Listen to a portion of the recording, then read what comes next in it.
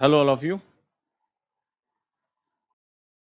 Dharmjeet Kumar, your best teacher for UPSC. Thank you so much.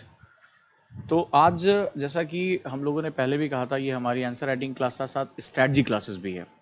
यानी हमारी आगे की रणनीति क्या होनी चाहिए। अगर आप बिगिनर हो तो आप कैसे अपनी बेसिक तैयारी को लेकर आगे बढ़ोगे, क्या चीज़ें करोगे जिसके बेसिस पे जो है वो हम यूपीएससी को क्रैक कर सकते हैं, यूपीएससी में जो है वो अच्छे अपने इनपुट ले सकते हैं, राइट। तो हमें इस पर बहुत फोकस करके रखना पड़ता है कि हमारा ओरिएंटेशन बेसिकली क्या है। और भारत की जो सबसे प्रतिष्ठित सेवा है सिविल सर्विसेज, उसमें हम जो है वो काफ़ी अच्छे तरीके से आगे निकल सकते हैं, काफ़ी अच्छा जो है वो हम काम कर सकते हैं। आप सभी को मेरी आवाज़ बिल्कुल क्लियर आ रही है? Please let me know. Right. तो ऐसा आप जानते हैं कि मेरी बैक टू बैक क्लासेस चल रही हैं, जिसमें सबसे पहले मेरी जो सुबह जो है वो सिलेबस एनालिसिस की क्लास है। तो सुबह आज वो क्लास आधा घंटा और लंबी रही, क्योंकि उसमें मुझे एक पोर्शन पूरा ख़त्म करना था। तो अगर आप लोगों को वो वीडियो नहीं मिली है तो आप एनी टाइम लर्निंग ऐप पर चले जाएं, और एनी टाइम लर्निंग ऐप पर आप मेरी सिलेबस एनालिसिस की वीडियो को पा सकते हैं। सिलेबस एनालिसिस सबसे इंपॉर्टेंट सेगमेंट होता है। उसके बाद फिर मैंने जो है ज्योग्राफी ऑप्शनल की अपनी क्लासेस ली। नाउ बैक टू बैक अब मैं ये जो है थर्ड क्लास लेने जा रहा हूँ, जिसमें हम लोग जो है वो स्ट्रैटेजी कम जो है वो आंसर राइटिंग करेंगे। आज का जो आंसर राइटिंग है वो काफ़ी थोड़ा सा ट्विस्टेड है, थोड़ा सा इलार्ज है। और कल मैंने जो सोशल इश्यूज़ की मेरी जो फाउंडेशन और कॉन्सेप्टर में क्लासेस चली, उसमें मैंने कैपिटलिज्म के बारे में बात किया था, ब्रिटिश शासन के बारे में बात किया था, याद होगा। और आज उसी को बेस करके मैं एक आंसर राइटिंग करूंगा। यानी जो क्लास में हम लोगों ने कल डिस्कशन किया था उसके साथ हमारी एक अटैचमेंट भी होनी चाहिए, ताकि मुझे भी ये पता चले कि आप लोगों के साथ जो मैं स्टडी कर रहा हूँ, आप लोग उसको जो है वो अच्छे तरीके से जो है वो पढ़ पा रहे हैं या उसको जो है समझ पा रहे हैं। ठीक है। तो कल याद होगा कि आपको मैंने जो है सोशल इश्यूज़ की क्लास में जो कॉन्सेप्ट और फाउंडेशन में चल रहा है, वो मैंने जो है कैपिटलिज्म के बारे में बात किया था, इंडस्ट्रियलाइजेशन, अर्बनाइजेशन, और इससे पहले क्लास स्ट्रगल के बारे में बात किया था। तो आज मेरा जो टॉपिक रहेगा वो लगभग उसी के आसपास जो है वो रन करेगा, और हम उसको जो है समझेंगे कि हमारे पास क्या क्या इनपुट्स अवेलेबल हैं। ठीक है दोस्तों, तो आज हम लोग जो है बात करने जा रहे हैं इसी के लिए। Let's start. तो जो हम सबसे पहले जो है हम बात करेंगे वो बेसिकली, जैसे जो बिगिनर हमारे हैं वो अपनी तैयारी को किस चरण में लेकर जा सकते हैं, तैयारी के जो उनके स्टेप्स हैं वो क्या क्या हैं। Let's start. हम लोग शुरू करते हैं। काफ़ी लोग आ चुके हैं इस सेगमेंट में। Let's step to the preparation, यानी कि हमारा जो प्रिपरेशन है, स्टेप ऑफ प्रिपरेशन वो क्या क्या होने चाहिए। Let's discuss it. चलिए शुरू करते हैं हम लोग। स्टेप ऑफ प्रिपरेशन जो होता है, यानी कि तैयारी के चरण, वो बहुत ही महत्वपूर्ण होता है। अगर हम इस वे में, जिस वे में मैं आपको प्रेजेंटेशन करने जा रहा हूँ, उस वे में आप अपनी तैयारी को पूरी तरह से सजा सकते हैं। अगर आप बिगिनर हैं, 2021 में, 22 में, 23 में आप एग्जाम देना चाहते हैं, तो आपके लिए स्टेप्स जो है वो बहुत इंपॉर्टेंट है। बहुत इंपॉर्टेंट तरीके से आप जो है उसको फॉलो कर सकते हैं, समझ सकते हैं कि आपके हमारे जो है वो चैलेंजेस बेसिकली क्या हैं। क्लियर?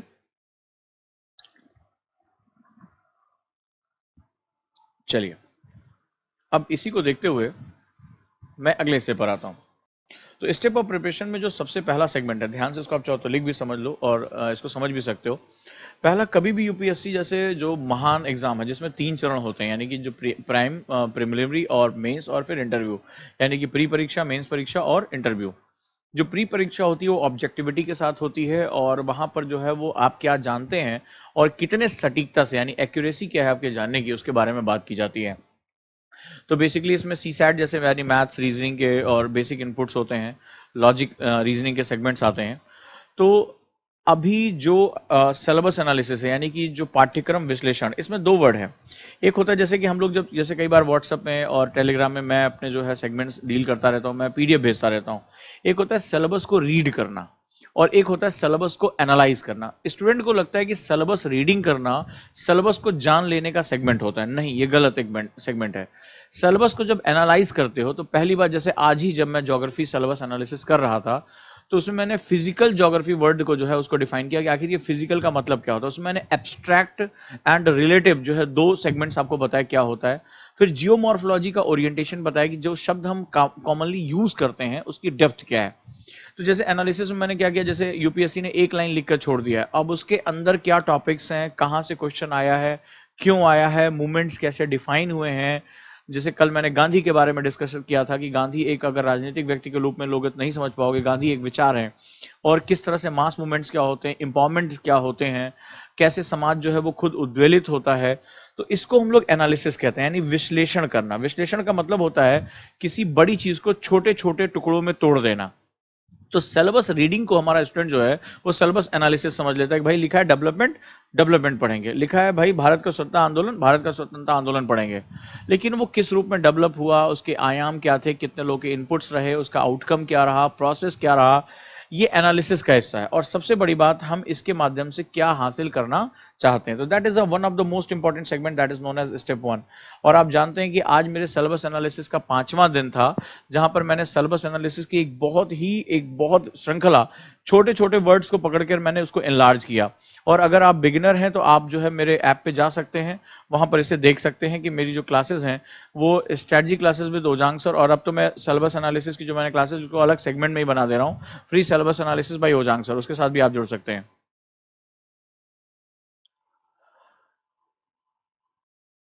आरजे सिंह ने कहा सर जी अगर आप पृथ्वी पर कोई गुरु वशिष्ठ या गुरु द्रोण है तो वो आप हैं। ये बहुत भारी हो जाएगा, अभी मुझे बहुत कुछ सीखना है, बस आप लोग अपना प्यार बनाए रखिएगा।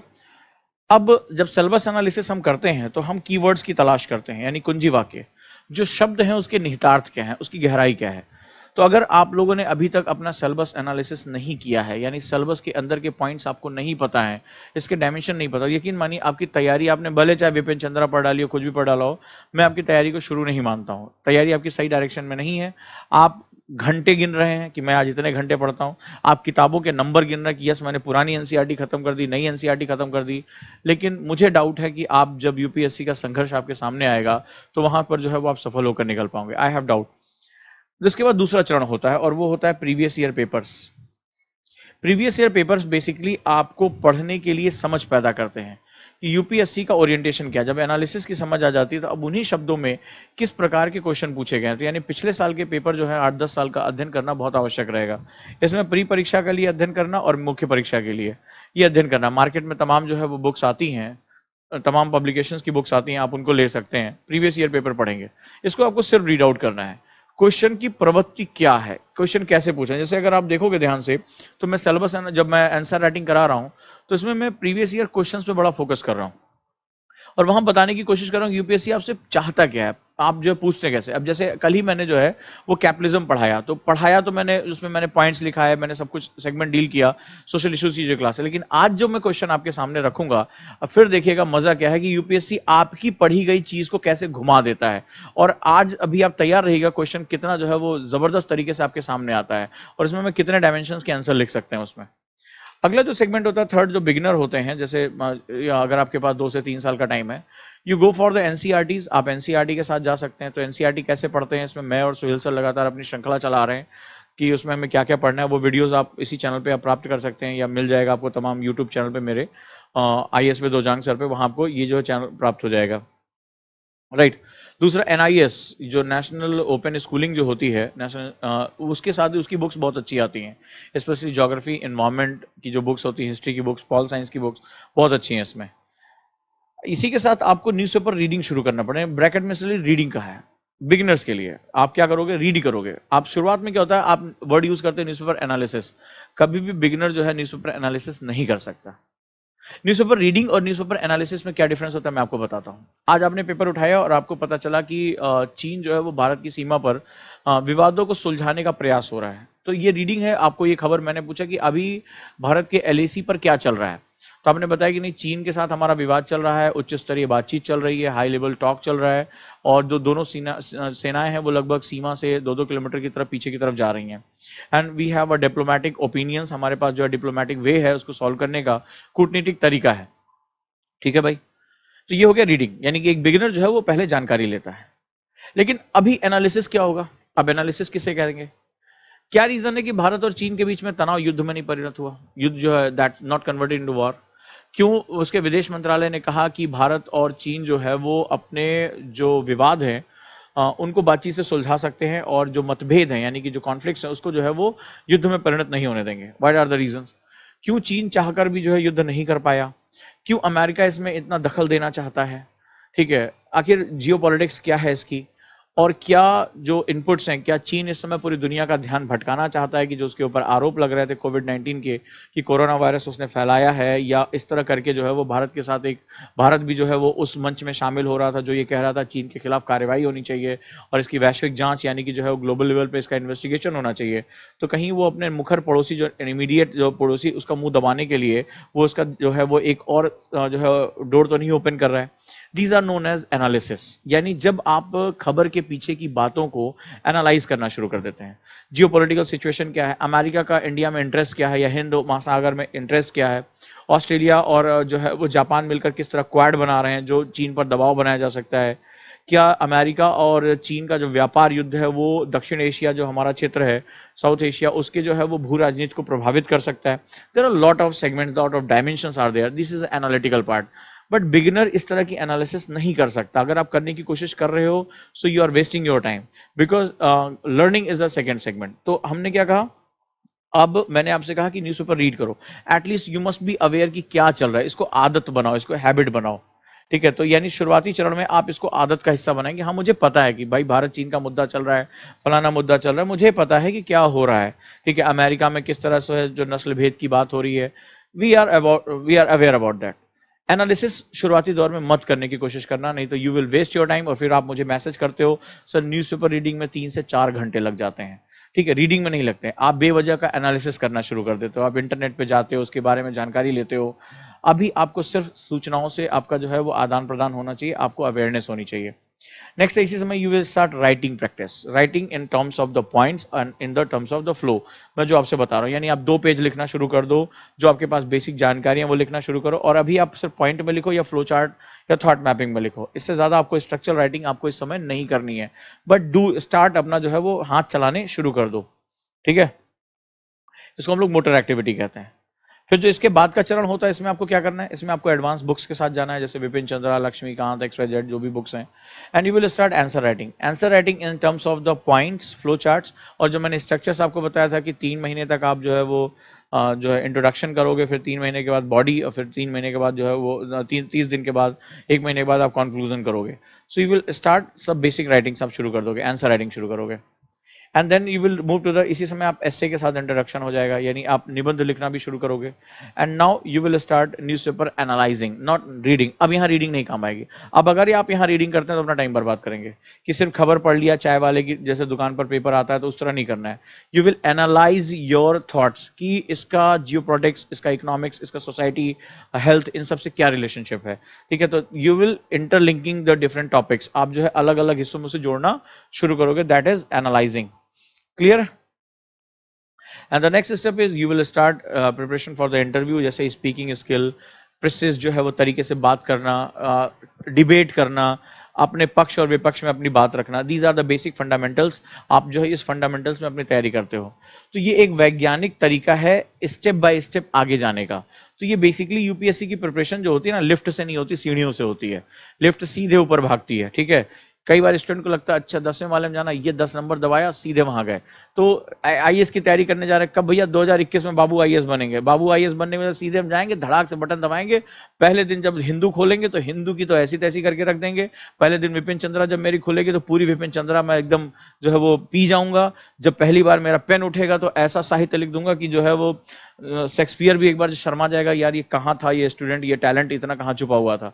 तो हम बेसिकली लिफ्ट पे चढ़ने की कोशिश करते हैं, but UPSC preparation is not about the moving in the lift. It is about stairs. And in stairs, you have to move from one step at a time. आप एक एक कदम आगे बढ़ते चले जाते हो, then next, then next, then next, and finally you will win. आप जो है यहाँ पर क्या होता है, अपने विनर पोजीशन पर पहुंच जाते हो। So this is UPSC. ठीक है, यही यूपीएससी की प्रिपरेशन है। सो इस वे में आप चलोगे तो हर स्टेप पे आप सावधानी से भी रखोगे, गिरने का खतरा भी कम होगा, और आप धीरे धीरे अपनी सफलता की तरफ बढ़ते हो। That's why it takes lot of time. इसके लिए बहुत समय की आवश्यकता होती है। और इसी को देखते हुए जो मैं 15 तारीख से बैच शुरू कर रहा हूँ, आप लोग अच्छी तरह जानते हैं कि जो मेरा बैच शुरू हो रहा है वो इसी सेगमेंट के साथ है। यानी कि जो मैं मंडे से बैच शुरू कर रहा हूँ 10 बजे से, और एक शाम को 6 बजे बैच है। दोनों में से आप किसी के साथ लाइव क्लासेस में आप जुड़ सकते हैं।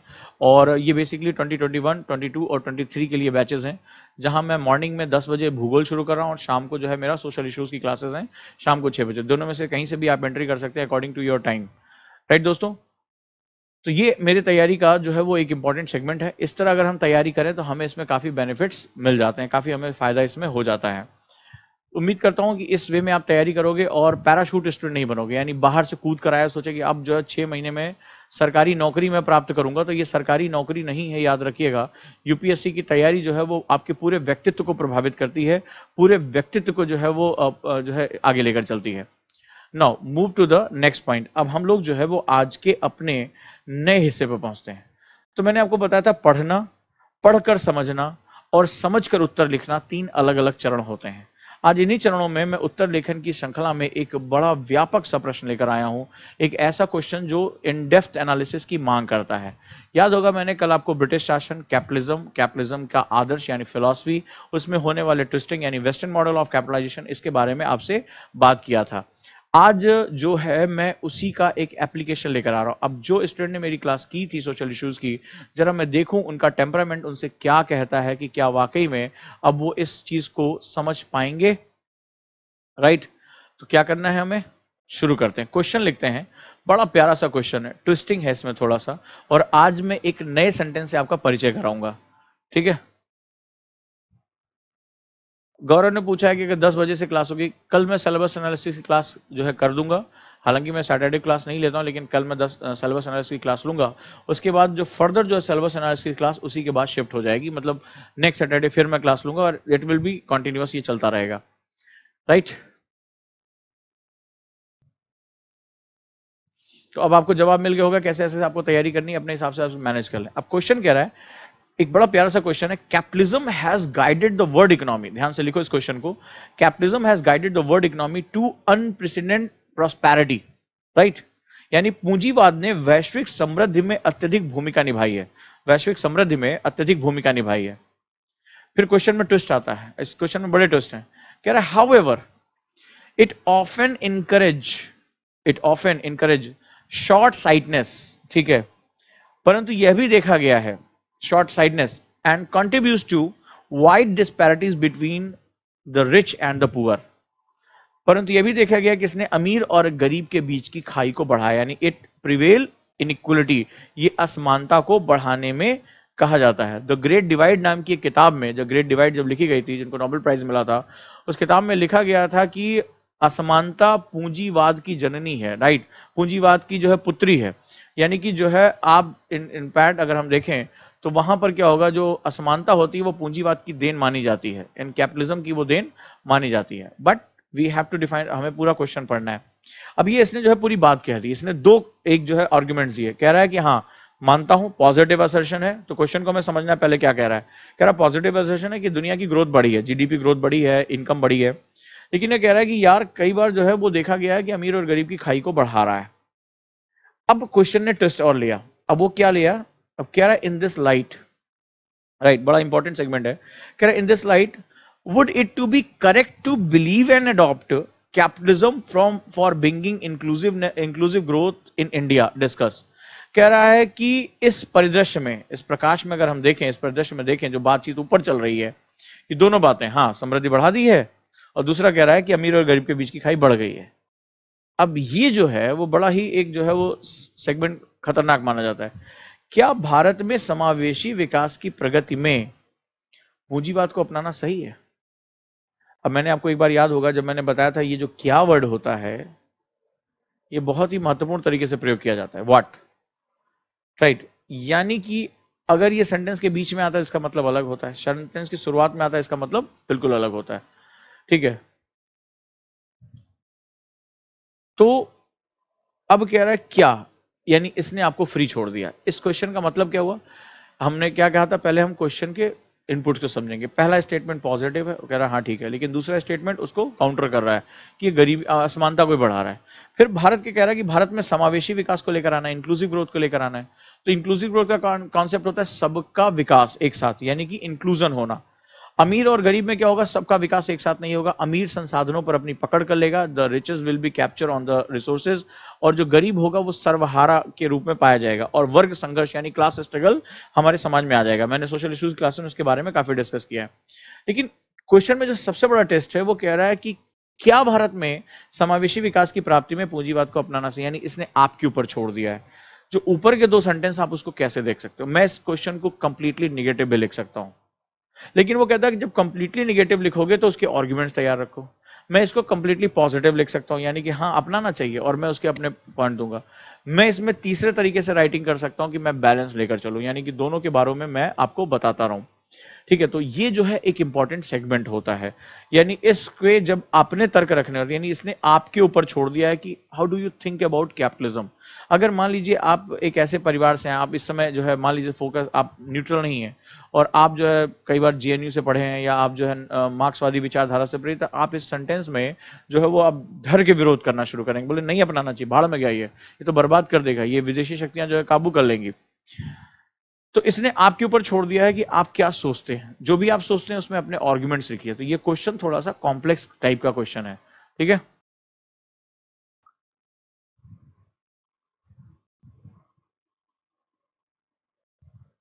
ठीक है, मेघा ने भी अपनी बात सही कही।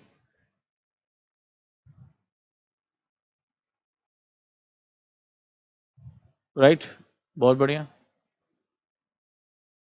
चलिए,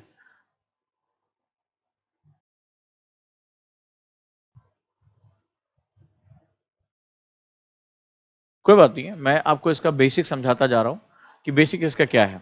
अब करना क्या होगा इसमें, सबसे पहले फिलॉसफी ऑफ कैपिटलिज्म है क्या, जो हमें पहला सेंटेंस उसको सपोर्ट भी तो करना है। कैपिटलिज्म की यानी कि पूंजीवाद की फिलॉसफी क्या है, दैट बेस्ड ऑन, मैंने क्या बताया, work on the maximum maximum freedom पे काम करता है। मैक्सिमम फ्रीडम, महत्तम स्वतंत्रता का सिद्धांत होता है। आप अगर टैलेंटेड हैं तो क्या होगा, ये बेसिकली क्षमताओं पर आधारित होता है, on the basis of capacity. अगर आपकी क्षमता ज्यादा है तो आप जो है वो क्या होगा, पूंजीवाद में आप जितना चाहे कमा सकते हैं। जैसे बिल गेट्स हो गए, स्टीव जॉब्स हो गए, मार्क जुकरबर्ग, भले चाहे कॉलेज ड्रॉप आउट है, डजंट मैटर, बट इनके पास इनोवेशन है, नई चीजें लेकर आ रहे हैं, संसाधनों का अधिक प्रयोग कर रहे हैं, तो ये जितना चाहे उतना जो है अर्न कर सकते हैं, जितना चाहे वो आगे जा सकते हैं। चाहे जेफ बेजोस हो, तो दुनिया की बड़ी बड़ी कंपनियां जो है वो कहाँ में, कैपिटलिस्ट कंट्रीज में देखने को मिलती हैं। तो इससे क्या होता है, प्रॉस्पेरिटी बढ़ती है। बट क्वेश्चन एक ये है, ये क्या करता है, ये संसाधनों का उचित इस्तेमाल करता है, यानी रिसोर्सेज को जो है वो प्रॉपर यूटिलाइज करता है, उचित इस्तेमाल करता है संसाधनों का, उचित प्रयोग, संसाधन को जो है वो मानव को प्रेरित करता है कि वो अपनी क्षमताओं को बढ़ाए। तो ये पूंजीवाद की सबसे खास बात होती है, और यही कारण है पूंजीवाद तेजी से पूरे विश्व में फैलता चला गया। लेकिन दिक्कत है, जो क्षमता वर्ड होती है ये सभी में समान नहीं होती है। अगर आपका सोशल सिस्टम इक्वल नहीं है, मतलब आपके यहाँ प्रॉपर स्कूलिंग नहीं है, प्रॉपर हेल्थ सुविधा नहीं है, अमीर और गरीब के बीच का पहले से भी अगर विभाजन है, शहरी और ग्रामीण का अवसंरचनाओं में अंतर है, यानी शहरी जो इंफ्रास्ट्रक्चर है वो अच्छा है, ग्रामीण इंफ्रास्ट्रक्चर अच्छा नहीं है, तो फिर सभी की क्षमताएं बराबर नहीं हो पाएंगी। जो कॉन्वेंट स्कूल में पढ़ रहा है, इंग्लिश मीडियम स्कूल में पढ़ रहा है, उसके पास अलग तरह की नॉलेज होगी। जो सरकारी स्कूल में पढ़ रहा है, जहाँ उसको ABCD छठी क्लास में इंट्रोड्यूस कराई जा रही है, उसकी क्षमता अलग किस्म की होगी। यानी हम शुरुआत से ही क्षमताओं का अंतर कर लेंगे, और जब क्षमताओं का अंतर कर लेंगे तो ये पूंजीवाद को अलग तरीके से प्रभावित करेगा। और जो एक व्यक्ति होगा वो क्या होगा, वो अवसरों को प्राप्त करके आगे चला जाएगा, और दूसरा व्यक्ति जो है वो अवसर को प्राप्त नहीं कर पाएगा। ये समाज में क्या करेगा, असमानता को बढ़ाएगा, इनइक्वालिटी को बढ़ाएगा। यही ये कह रहा है। जब ये असमानता बढ़ाएगी, क्योंकि क्षमताएं सभी की समान नहीं हो सकती हैं, तो जब ये असमानता को बढ़ाएगा तो वर्ग संघर्ष जन्म लेगा। जैसे आज अमेरिका में आप देख रहे हैं, पूंजीवाद का सबसे बड़ा जो गढ़ है वो कौन है, अमेरिका प्रेजेंट डे। और अमेरिका में गोरे और काले, यहाँ रंग भेद का मामला नहीं था। जो काले लोग थे, जो ब्लैक लोग थे, उनकी इकोनॉमी बहुत डाउन हो चुकी थी, उनके पास जो है कुछ भी नहीं था। व्हाइटिश लोगों के पास जो है ज्यादा पैसा, ज्यादा अपॉर्चुनिटीज थी। नतीजा क्या हुआ, वहां वर्ग संघर्ष यानी क्लास स्ट्रगल जो है वो जन्म लेना शुरू कर देगा। मैंने उसी बेसिस पे इस क्वेश्चन को फॉर्म भी किया है। अब कह रहा है कि आप इसके बारे में बता रहे हैं, अब ये बेस हमने ले लिया, अब कह रहा है इंडिया के लिए क्या आप सोचते हो यार भाई मेरे। इसके उत्तर के सारे पॉइंट्स मैं आपको बता चुका हूं, मैं ज्योग्राफी ऑप्शन में बता चुका हूं और इसके बारे में बता चुका हूं। अब इसको आप कैसे करोगे, ठीक है। जैसे क्या होगा, जो कैपिटलिज्म का मॉडल है वो करप्ट मॉडल है, वो ग्रीड बेस है, लालच बेस है। ये पश्चिमी उपनिवेशवाद, जो ब्रिटेन उपनिवेशवाद लेकर आया था, जिसमें उसका मकसद था क्या करना, ज्यादा से ज्यादा प्रॉफिट कमाना, ज्यादा से ज्यादा लाभ कमाना। और लाभ को वो कहां तक लेकर गया, एक्सप्लॉयटेशन तक लेकर गया। इसके लिए उसने शोषण तक के जो है वो काम को शुरू किया, भारतीयों का शोषण करना शुरू किया, और उसने भारत के हर पहलू को बुरी तरीके से प्रभावित किया। तो जो वेस्टर्न कैपिटलाइजेशन है, यानी पश्चिमी जो है उपनिवेशवाद, वो क्या होता है, वो एक्सप्लॉयटेशन का रीजन है, वो असमानता को बढ़ावा देता है।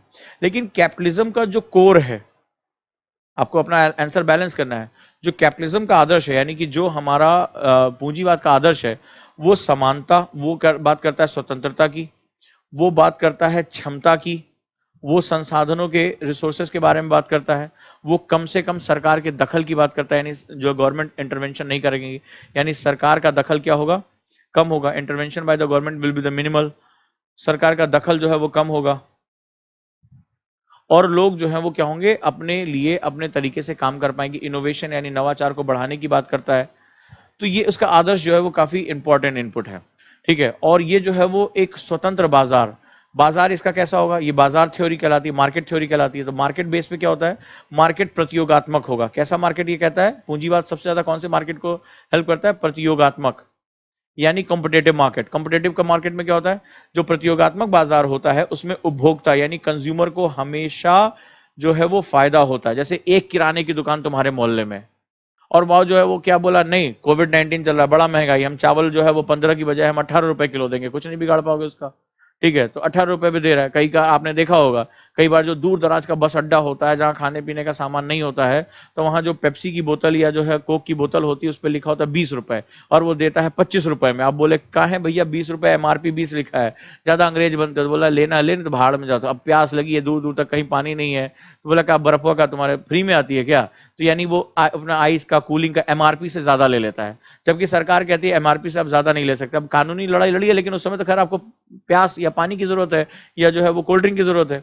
तो कुल मिलाकर जो है प्रतियोगिता में उपभोक्ता को हमेशा यानी कंज्यूमर को फायदा होता है। कंज्यूमर को फायदा होगा, जैसे आज तमाम कंपनीज हैं, तो कंपनीज में क्या होता है, आपने देखा कोई सस्ता सामान दे रहा है, कोई घर पर फ्री डिलीवरी कर रहा है, कोई जो है 20% डिस्काउंट, कोई 50% डिस्काउंट जो दे रहा है। यानी कंपटीशन जो होता है कुल मिलाकर जो है उपभोक्ता यानी कस्टमर एज अ किंग, ये जो है थ्योरी को एस्टैब्लिश करता है। It will create efficiency. अब सामान सस्ता मैं कैसे दूंगा, प्रतियोगिता होगी। तो प्रतियोगिता करने के लिए मुझे अपने प्रोडक्ट को तुमसे अच्छा करना पड़ेगा, मुझे जो है कोई नया इनोवेशन लेकर आना पड़ेगा। तो इससे क्या होगा, इनोवेशन बढ़ेगी, इससे जो एफिशिएंसी बढ़ेगी। मैं लाभ कमाने के लिए जो है, मैं कॉम्पिटेटिव बने रहने के लिए मैं जो है सस्ते सस्ते सामान बनाऊंगा, जैसे चाइना ने किया। तो कुल मिलाकर इससे जो होगा, जो टोटल इकोनॉमिक बूम होगा वो आना शुरू हो जाएगा, ठीक है। और सरकार का इंटरवेंशन कम हो जाएगा, सरकारी अधिकारियों का इंटरवेंशन कम हो जाएगा, जिसके बहुत बड़े फायदे हैं। अब भारत में दिक्कत यह है कि भारत में जो है वो प्राचीन रूप से ही हमारे यहाँ पहले से ही असमानता विद्यमान रही है, ठीक है। एक्सक्लूजन बोलते हैं इसको, इनइक्वलिटी का बेसिक कारण रहा है एक्सक्लूजन। और ये एक्सक्लूजन सिर्फ आर्थिक नहीं है, जाति है। एक जाति को ज्यादा जो है वो इनपुट मिला, दूसरे जाति को कम मिला। क्षेत्रीय है, रीजनल वाइज है, भाषा के आधार पर है, तो लिंग के आधार पर पितृसत्तात्मक समाज है, पैट्रियार्कल है, पुरुष को जो है सारी सत्ता है, पुरुष के पास जो ज्यादा शक्ति है, महिला के पास नहीं है। तो भारत में जो असमानता है वो हिस्टोरिकल यानी ऐतिहासिक, और जो इकोनॉमिकल, सोशल, कल्चरल, ये पहले से ही हमारे यहां विद्यमान रही है।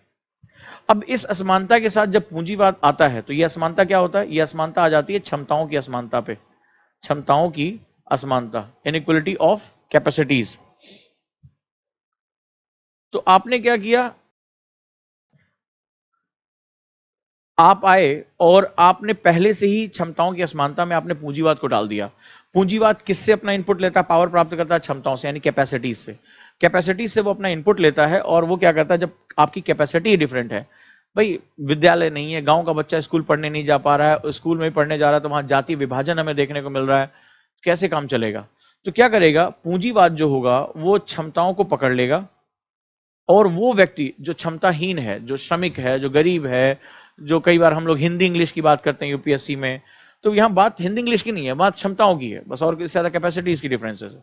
तो पूंजीवाद उन क्षमताओं का वर्धन करना शुरू कर देगा, तो क्या होगा, वहां पर जो है वो डिफरेंसेस क्रिएट कर जाएंगे, ठीक है। तो अब मुझे उत्तर देना है, तो मैं एक काम कर सकता हूं, मैं पूंजीवाद को यहां पर नकार सकता हूं, मेरे पास है, और आप तर्क दे सकते हैं, तो आंसर को गलत नहीं माना जाएगा। लेकिन आंसर को गलत नहीं होने देना और आंसर को हमेशा अच्छा रखना दो अलग अलग चीजें हैं। अब मैं क्या करूंगा, मुझे बैलेंस आंसर लिखना है, ठीक है, बैलेंस आंसर। तो मैं क्या करूंगा, मैं 1991 से भारत सरकार का अध्ययन करूंगा। तो क्या हुआ था, 1991 में हमने एलपीजी को अपनाया, और आपको याद होगा मैंने एक लाइन लिखाई थी, देखो ज्योग्राफी ऑप्शन में लिखाई थी, जीएस में काम आ रही है। मैंने आपसे एक लाइन बताई थी कि आर्थिक समृद्धि आर्थिक विकास के बिना संभव है, लेकिन आर्थिक विकास आर्थिक समृद्धि के बिना संभव नहीं। याद आ रहा है आपको? यानी कि growth without development is conceivable, but development without growth is not possible. ठीक है, यानी अगर मुझे आर्थिक समृद्धि का मतलब उत्पादन, आगे बढ़ना, ज्यादा प्रोडक्शन करना, जब मेरे पास ज्यादा उत्पादन होगा तभी तो भैया मैं सबको वितरित कर पाऊंगा, सबको दे पाऊंगा। जैसे हमने हरित क्रांति में किया था, जब हरित क्रांति में हमने उत्पादन को बढ़ाया था तभी तो हमने जाके गोदामों में रखा था, राशन कार्ड में पहुंचाया था। नहीं तो उससे पहले तो हम अमेरिका से PL 430 में भीख मांगते थे कि दे दो गेहूं हमें थोड़ा सा सस्ता। तो जब भीख मांगते हो तो कहां तुम जो है जनता को दे पाओगे? यानी ग्रोथ जब तक नहीं करोगे तब तक आप वितरण यानी डेवलपमेंट नहीं कर पाओगे। ये एक सिद्धांत है, यही मैंने आपको लाइन बताई थी, याद है आप लोगों को? ठीक है ना? यानी कि development without growth is not conceivable, नहीं है, संभव नहीं है।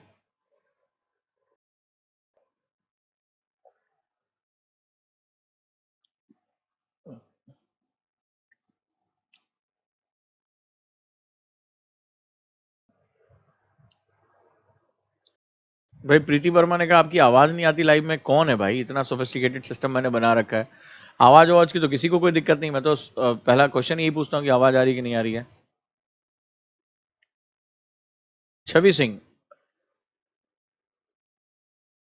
अभी मैं पढ़ा रहा हूं तो थोड़ा मुझे कॉन्सेप्ट पे ध्यान दे दो। तो अभी मैं पढ़ा रहा हूं, फिर एक लाइन में आपके क्वेश्चन का जवाब दूंगा, थोड़ा सा धैर्य रखो। पेशेंस नहीं है तो मैं आपसे ये कहूंगा यूपीएससी क्विट कर दो। यूपीएससी में मैं बार बार कह रहा हूं, patience, persistence and hard work, ये सबसे इंपॉर्टेंट सेगमेंट होता है। तो पहले टीचर क्या कह रहा है उस पर सुन लो, उसके बाद फिर अपना जो है वो थोड़ा सा जो राग मल्हारी है गाते रहना, हम उसको सुनते रहेंगे, रिलैक्स। ठीक है, अभी जो मैं कॉन्सेप्ट कह रहा हूं वो उस पर थोड़ा सा ध्यान दो। तो भारत सरकार ने क्या किया? भारत सरकार ने जो अपना हस्तक्षेप था यानी इंटरवेंशन था उसको काफी कम कर दिया, इसको रिड्यूस कर दिया, राइट। और सरकार वो बाजार की तरफ जाने लगी। अब जो हमारी प्लानिंग भी होने लगी वो इंडिकेटिव प्लानिंग यानी सांकेतिक होने लगी। सरकार अब नियंत्रण नहीं कर रही है, वो संकेत दे रही है। क्लियर? तो अब हम आगे बढ़ते हैं और आगे हम बात करते हैं, यानी धीरे धीरे सरकार जो है वो पूंजीवाद की तरफ बढ़ने लगी। क्यों?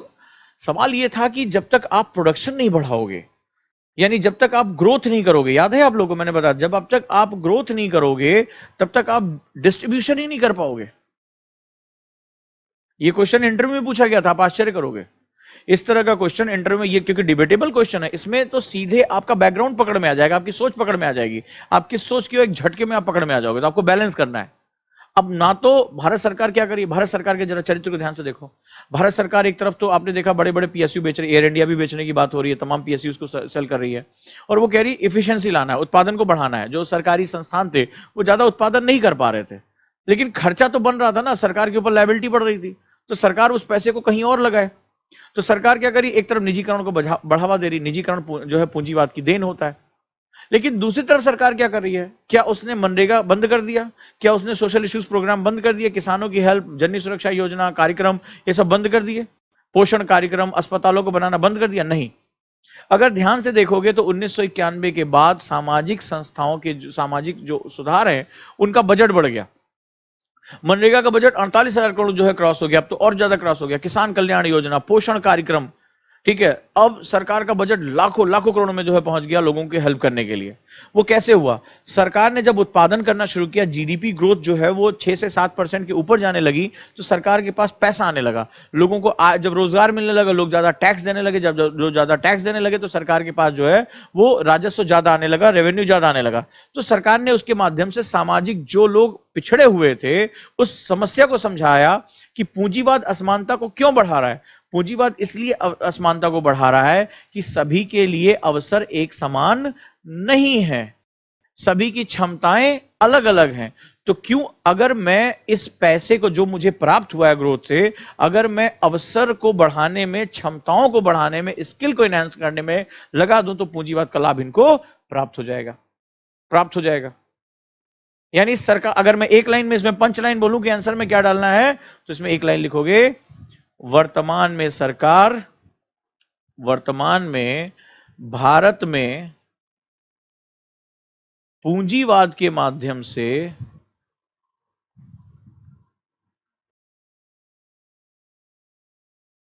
यानी मुझे अब आंसर बैलेंस करना है तो मुझे कुछ नया तो लाना पड़ेगा। समाजवाद के समाजवाद मतलब जिसमें हम समाज को सुरक्षा दे रहे हैं, जो लोग खुद नहीं कमा सकते, जो खुद अपना नहीं कर सकते, खुद अपना घर नहीं बना सकते, उनको सरकार सब्सिडी दे रही है, सहायता दे रही है, उनके खाते में पैसा ट्रांसफर कर रही है, उनको उज्ज्वला का सिलेंडर दे रही है, तमाम काम कर रही है।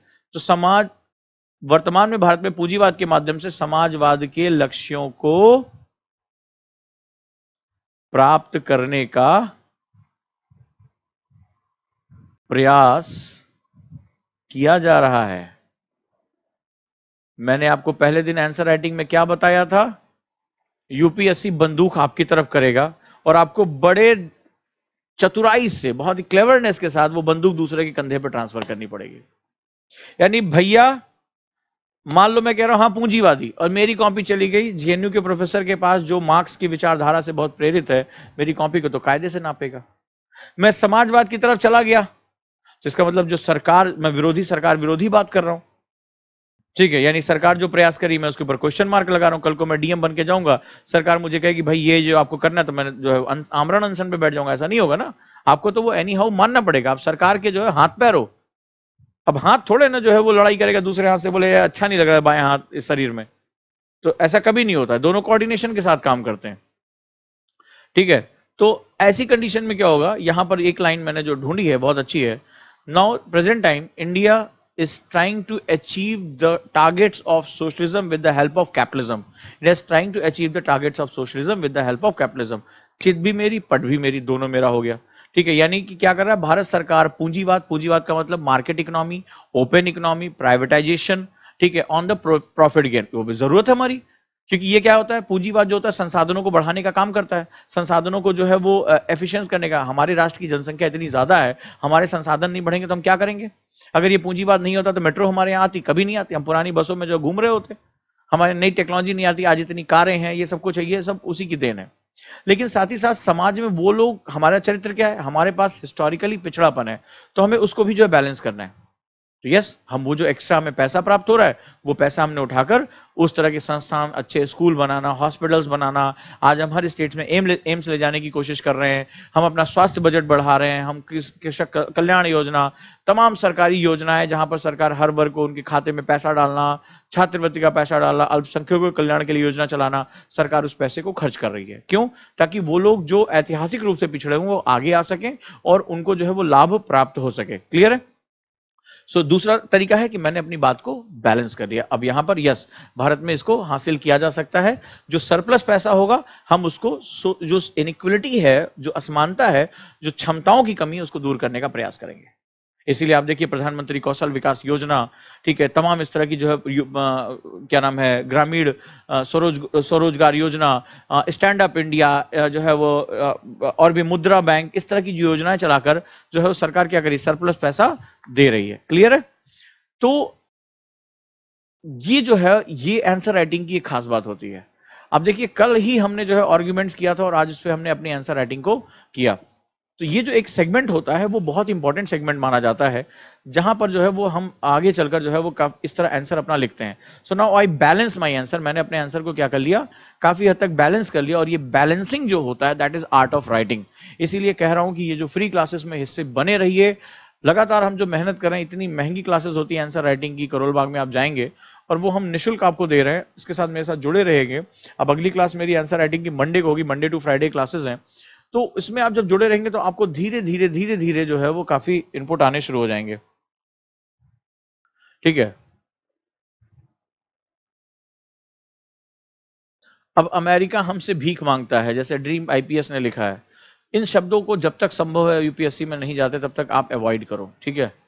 आप 2.4 ट्रिलियन डॉलर की इकोनॉमी है इंडिया, और अमेरिका जो है वो 20.6 ट्रिलियन डॉलर की इकोनॉमी है। ठीक है, 10 गुना बड़ी इकोनॉमी है। तो कौन किससे भीख मांगता है, क्या है, वो उसकी अपनी मजबूरियां हैं। वो भारत को जो है वो एक चारे के रूप में इस्तेमाल कर रहा है। उसके लिए चाइना ज्यादा महत्वपूर्ण है, जो 13.4 ट्रिलियन डॉलर की इकोनॉमी है। उसके लिए चाइना इंपॉर्टेंट है, इंडिया उतना इंपॉर्टेंट अभी नहीं है। और अमेरिका राजनीति में किसी का दोस्त नहीं हो सकता, वो हमेशा से अपने ही स्वार्थ और अपने हितों का दोस्त बना रहता है। तो बैलेंस बात कहना, बैलेंस बोलना, बैलेंस तरीके से आंसर लिखना, आर्ग्यूमेंट्स को तलाशना, ये सबसे जरूरी होता है। इसमें आर्ग्यूमेंट्स मैंने क्या दिया, इस आंसर को लिखने के लिए मैं पूंजीवाद की जो पॉजिटिविटी है उसके बारे में बात किया, उसमें जो कहां कोर है उसके बारे में बात किया, भारतीय समाज की जो कमियां थी, असमानता कहां से है, अवसर नहीं, उसके बारे में बात किया। फिर जो है मैंने वो पॉइंट्स रखा जिसके बेसिस पे मैं अपने आंसर को जो है वो क्वांटिफाई कर सकता हूं, उसको बता सकता हूं। पूंजीवाद की कमियों के बारे में बताया। तो जो ये फ्लो चार्ट मैथोलॉजी में बता रहा हूं, इसको कैरी करके रखो, इसी वे में सोचना शुरू करो। अभी प्रॉपर आंसर मत लिखो, मैं बार बार आपको रोकने का प्रयास कर रहा हूं, ठीक है, उसको रोको। भावनाओं में बह जाओगे तो दिक्कत हो जाएगी, ठीक है। आप इमोशंस में, आप जब आईएएस बन के जाओगे, आपके सामने बहुत लोग, गरीब लोग रो रहे होंगे, ठीक है। मान लीजिए आपके सामने एक गरीब व्यक्ति रो रहा है कि साहब हमें जो है वो पैसा नहीं मिला, मजदूरी का पैसा नहीं मिला। आप द्रवित होकर आपने जो है, मैं आपको एग्जांपल दे रहा हूँ, केस स्टडी आई हुई है एथिक्स के पेपर में, और आपने क्या किया, द्रवित होकर जो है वो बोला, अरे यार दे दो इसको 10 किलो चावल दे दो, कोई बात नहीं। सवाल 10 किलो चावल या 5 किलो का चावल का नहीं है। बिना कागजी कार्रवाई किए आपने दे दिया, आपके खिलाफ जो है वो क्या हो जाएगा, इंक्वायरी बैठ जाएगी, और वो गरीब आदमी आपको बचाने नहीं आएगा, वो गवाही देने नहीं आएगा, वो सुनेगा ही नहीं कोई आपकी, और तुरंत आपके खिलाफ भ्रष्टाचार के जो है या जो सरकारी आदेश है उसका जो उसके प्रोसीजर है उसको पालन न करने का आरोप लग जाएगा। आप कहोगे साहब 10 किलो चावल का क्या होता है, बोले 10 किलो और 20 किलो की बात नहीं है, तुमने एक नहीं पता नहीं कितने लोगों को ऐसे बांटा होगा, आपके ऊपर करप्शन के आरोप लग जाएंगे। तो आपको कभी भी, आपको पता है कि आपको उसकी मदद करनी, लेकिन आप एक प्रोसीजर ही फॉलो करोगे, नहीं तो आपको जब ट्रेनिंग में जाओगे तो आपको यही सिखाया जाएगा, अपने इमोशंस को होल्ड करना सीखो, ठीक है, आंसर आपको फंसा ले जाएगा।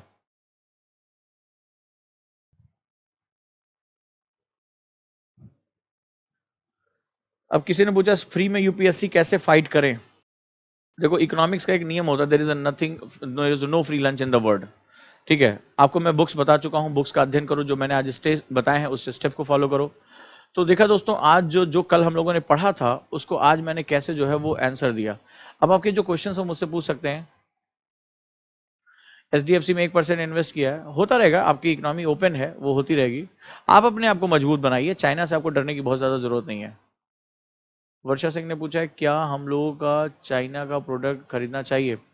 नहीं खरीदोगे जाओगे कहाँ, चाइना एक दिन जो प्रोडक्शन बंद कर दे, ये तो तुम्हें 1970 में क्वेश्चन पूछना चाहिए था, 1970s में, 80s में, जब चाइना ने प्रोडक्शन अपना जो शुरू किया था, ठीक है। आज अपने कमरे में जाना, और आज जिस मोबाइल पे तुम मेरी क्लास देख रही होगी, जो तुम लैपटॉप पे तुम लोग मेरी बात सुनते हो, वीडियोस देखते हो, आज चाइना इसको हटा दे तो फिर हम तो ठन ठन गोपाल हैं।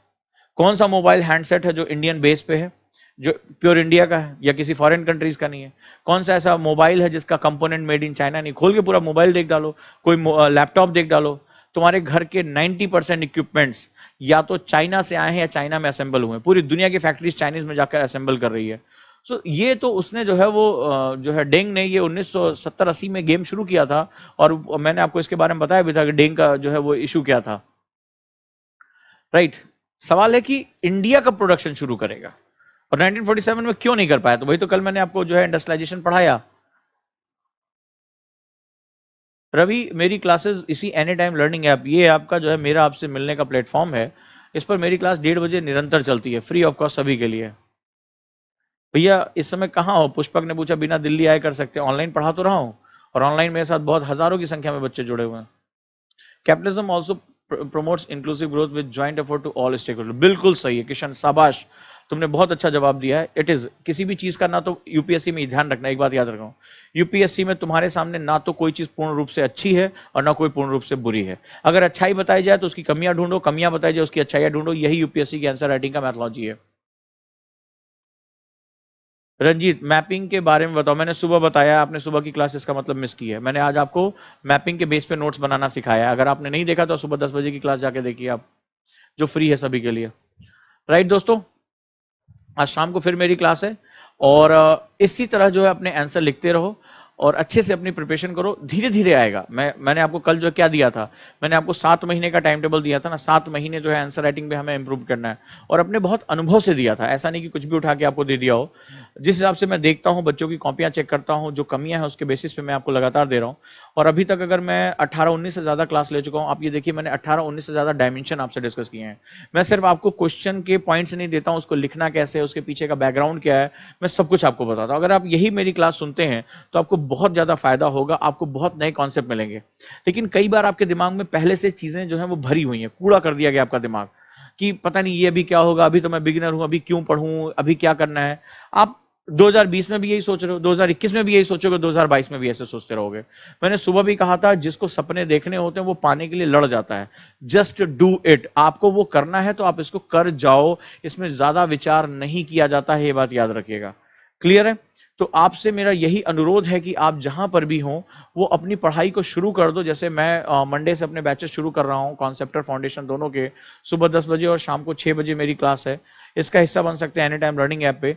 लेकिन अभी आपको सोचना है कि आपको बैठ के सोचते रहना है या अब इट्स टाइम टू एक्ट, हमें जो है कुछ नया करके आगे बढ़ जाना है। क्लियर है? तो उम्मीद करता हूं कि आज का जो ये कॉन्सेप्ट है वो आपको समझ में आया होगा। ठीक है, मैं टाइम आप लोगों को बार बार बता रहा हूं। और आज रात में 9 बजे सुहेल सर जो है मेरे यूट्यूब चैनल पे आ रहे हैं, और एस विद ओजांग सर पे, जहां वो हिस्ट्री पे आंसर राइटिंग और हिस्ट्री के कॉन्सेप्ट डिस्कस करेंगे आपसे। ठीक है, क्लास शेड्यूल मैं आपको फिर से बता दे रहा हूं, आप इसको जो है समझ लीजिए अगर आप मेरे साथ केवल जुड़ना चाहते हैं। बाकी और टीचर तो हैं ही हैं। मैं फिर से एक बार शेड्यूल आपको मैं बता दे रहा हूं, प्लीज आप इसको लिख लें। सुबह 10 बजे सिलेबस एनालिसिस की कल क्लास है। ठीक है, जहां पर मैं सिलेबस एनालिसिस कल मैं पेपर 2 पर डिस्कस करूंगा। ठीक है, पेपर 2 पर डिस्कस करूंगा सुबह 10 AM। फिर 11 बजे से फिजिकल ज्योग्राफी की क्लास है, ज्योग्राफी ऑप्शनल, भूगोल वैकल्पिक, हिंदी और इंग्लिश दोनों में। फिर ये जो 12 बजे से, दिस इज फॉर 12, 12 बजे से।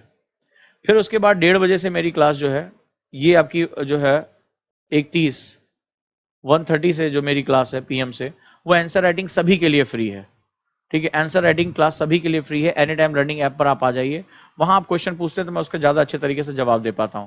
तो that is on the app. ये जो हमारा एनी टाइम लर्निंग है ये सभी के लिए फ्री है आंसर राइटिंग की क्लास। फिर शाम को 6 बजे मेरी जो है वो फिर से फाउंडेशन और कॉन्सेप्टर के लिए सोशल इश्यूज की क्लास है, सोशल इश्यूज।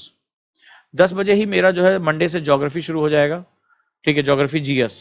फिर उसके बाद शाम को 8 बजे जो है मेरी क्लास है, और वो है ज्योग्राफी ऑप्शनल, पेपर 1 में ह्यूमन ज्योग्राफी, इकोनॉमिक ज्योग्राफी। ठीक है, ज्योग्राफी ऑप्शनल, भूगोल वैकल्पिक। तो ये मेरे द्वारा ली जाने वाली क्लासेस हैं। इसमें साथ साथ मैं सेमिनार्स और तमाम इनपुट आपको देता रहता हूँ। तो ये मेरा शेड्यूल है जो आपके सामने है, 10 बजे, 12 बजे, 1:30 बजे, 6 बजे और 8 बजे। ठीक है, इस तरह मैं आपको सामने जो है वो इतनी क्लासेस के साथ आऊंगा। रात में 9 बजे सुहेल सर जो है वो आंसर राइटिंग क्लास निःशुल्क सभी के लिए लेकर आते हैं, जहां वो हिस्ट्री और तमाम इस तरह के सेगमेंट्स पर डील करते हैं। शशांक सर की अभी लाइव होने जा रही है, हमारा दूसरा यूट्यूब चैनल है वहां पर, जहां पर जैसे ओजांग एनी टाइम पे, वहां पे शशांक सर अभी क्लास लेने जा रहे हैं। पॉल साइंस के बारे में वो बात करेंगे, उनकी क्लासेस दिन में 2 बजे होती है। सोहेल सर का हिस्ट्री का जो है वो सेगमेंट चल रहा है एनी टाइम लर्निंग ऐप पे, उस पर आपको मिल जाएगा। So it is a time to do something great. अभी ये जो है टाइम बहुत अच्छा कुछ करने का है। तो मैं उम्मीद करूंगा कि आपको जो है वो शेड्यूल मिल चुका होगा, आप जुड़ सकते हैं। जो बाकी जो कोई भी अगर दिक्कत आ रही है तो दिए गए नंबर पे आप कॉल भी कर सकते हैं और जानकारी प्राप्त कर सकते हैं। राइट दोस्तों? तो उम्मीद करता हूं कि आज के इस क्वेश्चन में आपको कुछ नए पॉइंट्स मिलेंगे। साइकोलॉजी का ऑप्शन ठीक है, कोई दिक्कत नहीं, अच्छा ऑप्शन है। सभी ऑप्शन अच्छे होते हैं। हाई थिंकिंग ने जो पूछा है, इट्स ऑल गुड। ठीक है, psychology optional is good. Any other question? You are energetic and far sighted teacher, Kishan ने बोला। Thank you so much. आप लोगों का सपोर्ट जो है। राजकुमार ने पूछा, गुरुदेव इतनी एनर्जी लाते कहां से हो? जुनून, पैशन। ठीक है, पैशन। जब आपको अपनी स्थिति पता होती, जब मैंने कोचिंग शुरू किया था, मैं आपको एक छोटी सी बात बताता हूँ। मुझे लोगों ने, मेरे पास 60,000 रुपए भी नहीं थे, 60,000, एक कोचिंग खोलने जा रहा हूँ, एक इंस्टीट्यूट। मुझे ये हमेशा था कि मैं हमेशा अपने आप को बॉन्ड टीचर मानता हूँ। जब मैं 11th क्लास था तब से पढ़ा रहा हूँ, चाहे 10 क्लास के मैथ्स को, आगे चलकर इंजीनियरिंग में असिस्टेंट प्रोफेसर, NGO चलाता था, सब कुछ हमेशा जो है, मैं कभी टीचिंग से दूर नहीं रहा, चाहे वो किसी भी रूप में मैं पढ़ाता रहा हूँ। मुझे लगा मेरा एक इंस्टीट्यूट होना चाहिए, जेब में पैसे नहीं है। लोगों ने मुझे पागल तक कहा था, लोगों ने कहा बर्बाद हो जाओगे, भीख मांगने लगोगे, XYZ। और मेरे पास वाकई में कुछ नहीं था सिर्फ एक सपना। मैं उस समय, मुझे याद है, आज से 3.5-4 साल पहले की बात है, एक पुरानी कुर्सियां खरीदी थी और प्लाईवुड जोड़ के एक केबिन बनाया था। 300 रुपए की मेरी मेज थी। पुराना सा एक प्रोजेक्टर खरीद के लेकर आया था, कि पैसे नहीं थे मेरे पास देने के लिए। और मैं और मेरे स्टूडेंट ने उसकी रंगाई पुताई की थी पूरी।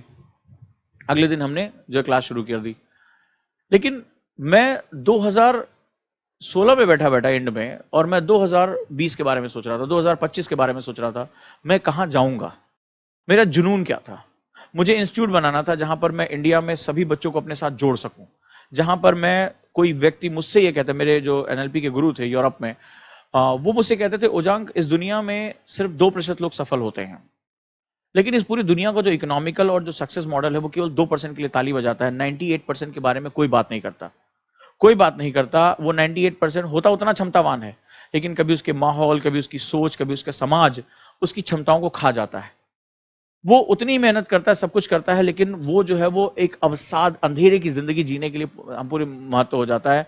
जो हाइलाइट्स होते हैं वो केवल 2% लोग होते हैं, उन्हीं को सोशल मीडिया उन्हीं को करता है। क्या तुम ये जिम्मेदारी उठा पाओगे कि तुम हर व्यक्ति तक पहुंचकर उसके अंदर ये अवचेतना कर पाओगे कि yes you can do it, तुम कर सकते हो, अपने ऊपर विश्वास करो। मैंने कहा यस। बोला रिस्क बहुत है, क्योंकि 2% जो चमकता है वो तुम्हें पैसा देगा, वो तुम्हें फेम देगा, वो जाकर तुम्हारे बारे में गाएगा और जो है वो 98 तुम्हारे पीछे भागेगा। लेकिन जब 98 के पीछे जाओगे तुम्हें मेहनत बहुत लगेगी, तुम्हें आलोचना का शिकार होना पड़ेगा और तुम्हें उतनी जल्दी फल नहीं मिलेगा। मैंने कहा कोई बात नहीं, देखेंगे। इस जिंदगी का नाम ही जुनून है। तो मैं अपने पैशन के साथ लग गया, इसीलिए अभी रात में भी 8 बजे मैं क्लास लूंगा, मैं उतनी एनर्जी के साथ बैठाऊंगा, क्योंकि हर दिन मुझे लगता है कि स्टूडेंट मेरे पास आ रहा है तो मैं उसे 4 बात ही सही मैं उसको बताऊंगा। तो ठीक है, तो ये सिद्धांत गुरु शिष्य का मेरे लिए भी उतना सत्य है। जब भी मैं अपने टीचर्स के साथ, अपने एल्डर्स के साथ बैठता हूं तो बड़े ध्यान से उनकी बात सुनता हूं। मुझे बहुत अच्छा लिसनर कहा जाता है। अगर घंटे भर भी है तो मैं घंटे भर कुछ नहीं बोलता, चुपचाप सुनता रहता हूं, क्योंकि मुझे लगता है कि पता नहीं कौन से जीवन की महत्वपूर्ण बात ये मुझे बता दें जो मेरे बहुत काम आ जाए, जो मुझे किताबें ना बता पाए। तो वो सिद्धांत आपके लिए भी है। तो पैशन जो वर्ड होता है, जुनून, सोच लिया मैं कहां हूं। मैं उस समय भी मेरे पास कुछ नहीं था। आप आश्चर्य कर, मैं अपना पंपलेट उठा के चलता था, पंपलेट छपता था, 20 रुपए किराया लगता था रिक्शे का, उसको बचाने के लिए मैं इतनी दूर 1.5-2 किलोमीटर जो है वो इतने पंपलेट जो है लेकर, एक रुमाल और एक बैग टांग के, किताबें, लैपटॉप, और जो है मैं पैदल आता था, पसीने से भीगा हुआ रखता था, फिर माथा पोंछता था, फिर पढ़ाना शुरू कर देता था। वो दिन और आज का दिन कोई परिवर्तन नहीं है। वो जुनून जो होता है, ये वर्ड बहुत ताकतवर वर्ड होता है। इसमें क्या होता है, आप अपनी वर्तमान स्थितियों को भूल जाते हो। मैं कहां हूं, मेरे बारे में तुम क्या कहते हो, मैं बकवास हूं, सेकंड डिविजनर हूं, मुझे नहीं आता। लीव इट यार, फॉरगेट इट। मैं कहां जाना चाहता हूं ये मैं तय करूंगा। ये समाज, ये मेरे साथ के लोग ये तय नहीं कर सकते, ये मैं तय करूंगा। और इसके लिए मुझे जितनी मेहनत करनी पड़े मैं आज भी मैं उतनी मेहनत करता हूं। शाम को जब मैं 9 बजे अपने चेयर से उठता हूं तो मेरे पैर इतने मोटे मोटे सूज चुके होते हैं, 12 घंटे चेयर पे बैठना।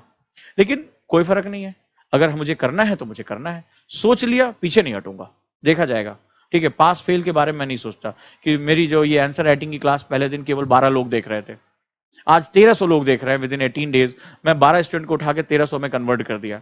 So this is the huge change. When you do it, energy आप झोंकते हो तो ये वापस आती है। ठीक है, बस अब आप जो है वो अपने आप को बेस्ट रूप से प्रिपेयर करो। हारना जीतना दोनों आपके हाथ में है। आप क्या सोचते हो, क्या नहीं सोचते हो, इट्स अप टू यू। तो बस अब ये सोच लेना, मैं हमेशा अपने बारे में सोचता हूं कि दुनिया की कोई ताकत मेरी जिंदगी को प्रभावित नहीं करेगी, मुझे नहीं चलने के लिए मजबूर करेगी। मैं अपनी डेस्टिनी खुद लिखूंगा। हारूंगा मेरी जिम्मेदारी, जीतूंगा मैं अपनी टीम में बांट दूंगा, कोई बात नहीं है। ठीक है, लेकिन सीखूंगा। लेकिन कोई आता है और वो मुझे गवर्न करेगा, मुझे चलाएगा, ये कभी नहीं हो सकता। मेरे पास बहुत अच्छी जॉब थी, बहुत अच्छी डिग्री, मैं सब कुछ छोड़ाया। लोग मुझे पागल तक कहते थे कि यार क्या ये अजीब से काम करता रहता है हर समय, गाड़ी, ड्राइवर सब कुछ छोड़कर जो है संघर्ष करने लगा।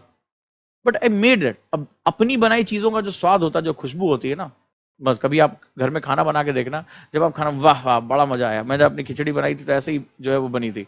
तो जिंदगी जब आप अपनी बनाओ, जब खाना बनाते हो तो आपको इतना स्वाद आता है, मैंने बहुत अच्छे से बनाया। तो जब अपनी जिंदगी बना दोगे तो सोचो क्या खुशबू आएगी उसकी, महसूस करो इस बात को। तो मेरी जो रोज की लड़ाई होती है वो यही होती है। क्लियर है? तो मैं उम्मीद करता हूं कि मेरा स्टूडेंट जो है कभी हार नहीं मानेगा। अंजाम की परवाह मत करना। इतिहास जुनूनी और पागल लोग ही लिखते हैं। तो हमेशा जो आपके चेहरे पर ना वो जुनून, वो पागलपन दिखना चाहिए। Yes, I can do it. और कभी रोना मत रोना कि मुझे ये नहीं आता। हमेशा कोशिश करना कि नहीं आता बेटा, सीखूंगा, कोई टेंशन की बात नहीं है। चलिए, तो अब चलते हैं, शाम को फिर मिलते हैं। सोशियोलॉजी ऑप्शनल के लिए बेस्ट बुक, जल्दी ही सोशियोलॉजी के सर आ रहे हैं, वो आपको बताएंगे। हमारे मंच पे जेएनयू के जो है वो जाने माने जो स्कॉलर पहुंच रहे हैं, वो सोशियोलॉजी के बारे में आपसे पूरी बातचीत करेंगे। जल्दी ही उनका जो है मे बी नेक्स्ट मंडे से उनके इनपुट्स आने शुरू हो जाएंगे। Thank you so much. एक यात्रा पे चलते हैं और मंगलवार से एक नई जर्नी जो है सोमवार से हम लोग शुरू करेंगे। और इस बैच का आप हिस्सा बनिए और दुनिया को दिखा दीजिए who you are, what you can be, आप क्या कर सकते हो और तुम कौन हो। दुनिया की परिभाषाओं से अपने व्यक्तित्व को कभी भी परिभाषित मत करना। परिभाषा ऐसी बनाना जिससे दुनिया परिभाषित हो। ठीक है, तो यही मेरा जुनून रहा है और इसी के साथ आप लोग तैयारी करिए। Thank you so much. उम्मीद करता हूं कि क्लासेस आंसर राइटिंग की आपको एक नए डायमेंशन में लेकर जा रही होंगी। अगर मेरी बात आप तक पहुंच रही है तो मैंने आपसे पहले भी कहा था, ऐप पे जाइए, 5 स्टार रेटिंग दीजिए। हमारे टीचर्स को भी लगे, हमारी टीम को भी लगे यस जो हम कर रहे हैं वो बच्चों की ज़िंदगी में एक सकारात्मक परिवर्तन लेकर आ रहा है। ठीक है, तो ये जो एनर्जी है वो एक रिजल्ट में परिणत होनी चाहिए। Thank you so much. कल सुबह 10 बजे मैं मिलता हूं और वो है हमारा सिलेबस एनालिसिस क्लास, और आज शाम को सोशल इश्यूज और ज्योग्राफी ऑप्शन की क्लास में। Thank you so much.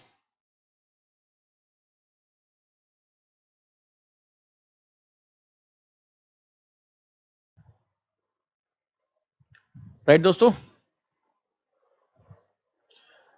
कोकिला मोदी, एक दो क्लासेस फ्री रहेंगी लेकिन सब कुछ फ्री कर पाना असंभव, नहीं तो हम फिर क्या हो जाएगा, फिर हम बाकी बच्चों को ये जो आप डाटा जिस पर देख रहे हो, टेक्नोलॉजी जिस पर हमें लाखों रुपए खर्च करने पड़ते हैं, तो हमें ये भी समझना पड़ेगा। Thank you so much.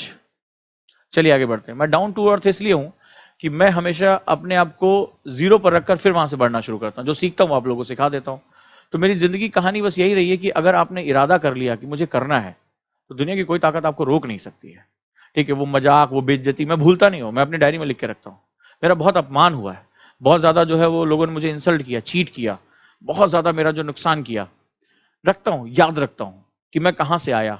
अगर मैं लड़ सकता हूं, मैं अपने हमेशा अपने आप को मीडियोकर मानता हूं, मध्यम दर्जे का इंसान मानता हूं, अगर मैं लड़ सकता हूं, मैं आगे जा सकता हूं। आज मेरा जो चैनल है, आज जो मेरी पहुंच है, आश्चर्य करेंगे इस क्लास को 20,000 लोगों ने देखा, 20,000 स्टूडेंट तक मैं पहुंच गया इतने कम टाइम में। तो इसका सीधा सा मतलब है कि आपका जुनून जो है वो आपके रास्ते तय कर देता है। और उस अपमान, उस बेइज्जती को मैं हमेशा गांठ बांध के रखता हूं। वो मेरी प्रेरणा है कि जिन लोगों ने मुझे जो है वो नीचा दिखाने की कोशिश की, आज मैं अपनी मेहनत से, अपनी क्रिएटिविटी से आगे जा सकता हूं। ये आप भी करोगे। ठीक है, और ये हजारों लोग करते चले आए हैं। ठीक है, मैंने नवीन सिकेरा के बारे में आपसे डिस्कस किया था। इंजीनियरिंग कर रहे थे, पिता को पुलिस वाले ने बहुत प्रताड़ित किया, गंदी गंदी गालियां दी, खुद गए तो उनको भी गालियां दी। इरादा कर लिया, सिविल सेवा से कोई लेना देना नहीं था, बोला अब मैं क्रैक करके दिखाऊंगा। रैंक आई, आईएएस बन सकते थे, आईपीएस लिया। और एक दिन वही अधिकारी जिसने वो पुलिस वाले ने गाली दी थी, वो सामने खड़ा सर सर कह के सैल्यूट मार रहा था। तो ये इंसान की ताकत होती है कि वो अपनी बदलाव को कहीं तक भी लेकर जा सकता है। ठीक है, आज उनके ऊपर जो है वो मूवी बन रही है, आज उनके ऊपर वेब सीरीज बन रही है। तो ये हीरोनेस हम सबके अंदर होता है। पहचानने की बात होती है कि हम दुनिया की परिभाषाओं के हिसाब से अपनी टैलेंट को खत्म कर लेंगे या दुनिया को मजबूर कर देंगे वो हमारे बारे में बात करेगा, हमारे बारे में किताबें लिखेगा, हमारे बारे में मूवीज बनाएगा। ये आपको तय करना है। राइट, तो अब से हारना नहीं है, लड़ना है, अपनी कमियों का रोना नहीं है। कमियां हम सभी के अंदर होती हैं यार, कमियां हम सभी के अंदर होती हैं। कमियों को दूर करना है, ये मेरे हाथ में है। मैं मां के पेट से कोई भी जो है वो प्रतिभावान जन्म नहीं लेता है। टैलेंट हमेशा अर्जित किया जाता है, टैलेंट हमेशा छीना जाता है, उसको जो है हासिल किया जाता है मेहनत से। टैलेंट कभी किसी को गिफ्ट के रूप में नहीं मिलता, और संसार टैलेंट की कदर करता है। अपने इतिहास को आज से भूल जाना। यस, तो कल हम लोग मिलते हैं अब। Thank you so much. कल सुबह 10 बजे सिलेबस एनालिसिस की क्लास में। Thank you so much. Love you all the best. और अपनी नई यात्रा को शुरू करो, पढ़ाई को शुरू करो। ठीक है, इतिहास लिखने वाले समय का इंतजार नहीं करते, वही दिन उनका इतिहास लिखने की परिक्रमा शुरू हो जाती है। यस, भोकाल मचाना है, कुंदन ने लिखा है लाइफ में भोकाल मचा दो भोकाल। और तुम कितना कुछ कर सकते हो। अगर आप टाइम मिले संडे को जाइए भोकाल वेब सीरीज देखिए, मजा आ जाएगा। एक आदमी, वो हाड़ मांस का इंसान क्या कर सकता है। अजीत डोभाल 5 फुट 5 इंच का इंसान, बड़े बड़े देश डरते हैं, सरकारें डरती हैं उस व्यक्ति से। तो आपके दिमाग का लोहा कोई नहीं ले सकता। ठीक है, चलिए, बिल्कुल सही है। फेलियर जैसी कोई चीज नहीं होती है। Fail itself first attempt in learning. करोगे, मैं हमेशा यही काम करता हूं। फेल हो गया जाने दो, सीखा तो मुझे क्या करना है, बस करते रहो। परिणाम नहीं सोचना है, जुनून पर जिंदा रहना है। जुनून ताकत है, जुनून पर फोकस करो। Thank you so much and love you all. आप सभी इसी तरह जुड़े रहिए। और अभी जो मेरा सिलेबस एनालिसिस की क्लासेस में अपने दोस्तों को जोड़िए। मशालें चलती हैं, मशालें आगे बढ़ती हैं। ठीक है, ये नहीं कि मैं जान गया तो किसी को जानने का हक नहीं है। बताओ उनको, ऐप को डाउनलोड कराओ, ऐप तक सबकी पहुंच बढ़ाओ। राइट, तब जाकर जो है वो मशाल आगे। अगर तुम्हें फायदा हुआ है तो दूसरे को पहुंचना, आपको डरने की जरूरत नहीं है। टैलेंट कभी कोई किसी का छीन पाया है? अरे तुम आगे बढ़ोगे तो यही तुम्हारी सोसाइटी में परिलक्षित होगा, आगे बढ़ते जाओगे। अगर मुझे क्या जरूरत थी इस फ्री क्लास में तुमसे आंसर राइटिंग के बारे में बात करना। आंसर राइटिंग की 50 से 80 हजार रुपए फीस होती है। आप चले जाओ करोल बाग में पता कर लो। क्या जरूरत थी खुलकर मुझे इतने दिन तक बात करना। मेरी आलोचना नहीं होती, कितने जो है उल्टे सीधे कमेंट होते हैं, तमाम जो है अन्य इंस्टीट्यूट वाले उल्टा सीधा लिखते हैं। कौन परवाह करता है? अरे 2 क्लास में स्टूडेंट आज के समय में इतना होशियार है, 2 क्लास में टीचर की जो है वो छील के रख देगा कि वो कौन है कौन नहीं है। 18 क्लास से आंसर राइटिंग करा रहा हूं और 12 बच्चे से बढ़कर आज जो है वो 2300-2400 बच्चा जो है लाइव मेरी क्लास देख रहा है विद इन 18 डेज। तो ये मतलब है कि कुछ दिया तो नहीं तो घट गया होता, वो तो एक हो गया होता, मैं अकेला ही अपनी क्लास देख रहा होता, बढ़ता ही जा रहा है। तो जुनून हमेशा आपकी जिंदगी का बेस होना चाहिए। सोच लिया करना है तो करना है, ठीक है। तो अपने दोस्तों तक भी इसको बात को पहुंचाओ, ऐप को डाउनलोड करो, उनको बताओ यार एक टीचर है जो हमें सही से लिखना सिखा रहा है, एक टीचर हमें एनालिसिस करना सिखा रहा है, सिलेबस क्या होता है, आओ जुड़ते हैं हम लोग, मसाल को आगे बढ़ाओ। ठीक है, थैंक यू सो मच।